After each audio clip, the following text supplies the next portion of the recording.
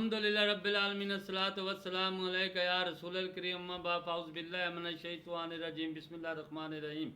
नाज़रीन इकराम, दोस्तों, बुजुर्गों, मेरे बहनों, छोटे बच्चों, अस्सलामु अलैकुम रहमतुल्लाहि बरकातुहू। उम्मीद है आप सब खैरियत से होंगे। अल्लाह ताला आप सबको खैरियत से रखे, शैतान के शर से महफूज रखे, इंसानों के शर से महफूज रखे, जन्नात के शर से महफूज रखे, जो गिरों में फूंकती है उनके शर से महफूज रखे, हम सब का खात्मा ईमान पर फरमाए। नाज़रीन इकराम, आज की वीडियो का बयान है जिंदा और मुर्दा, अल्लाह ताला के जिक्र की फजीलत।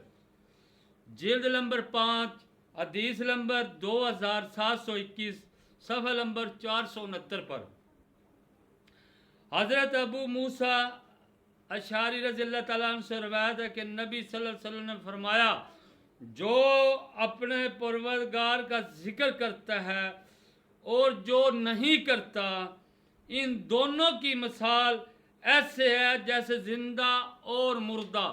यानी कि जो अल्लाह पाक का जिक्र करता है वो इस तरह है कि वो जिंदा है, उसका दिल जिंदा है, उसके अंदर ईमान है, उसे कोई किसी का शर नुकसान नहीं पहुंचा सकता। और जो अल्लाह ताला का जिक्र नहीं करता, नमाज नहीं पढ़ता, इबादत नहीं करता, वो मुर्दा है, उसके दिल में दिल ही नहीं है। उसकी अगर आंखें देखती है तो वो देख नहीं सकता, आंखें तो हैं लेकिन वो देख नहीं सकता, कान तो हैं वो समझ नहीं सकता है, दिमाग तो है लेकिन सोच नहीं सकता, क्योंकि उसका दिल मुर्दा है। अल्लाह उसका कमाल नहीं है कि वो अल्लाह का जिक्र नहीं करता, नमाज रोजे की तरफ नहीं जाता। ये अल्लाह ताला का कमाल है कि उस बंदे को अपनी तरफ आने ही नहीं देता, क्योंकि वो बंदा दिल से नहीं आता।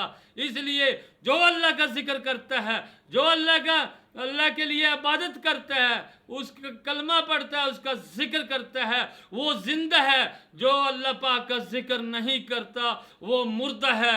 ये अल्लाह ताला के जिक्र की फजीलत है। अस्सलामु अलैकुम व रहमतुल्लाहि व बरकातहू।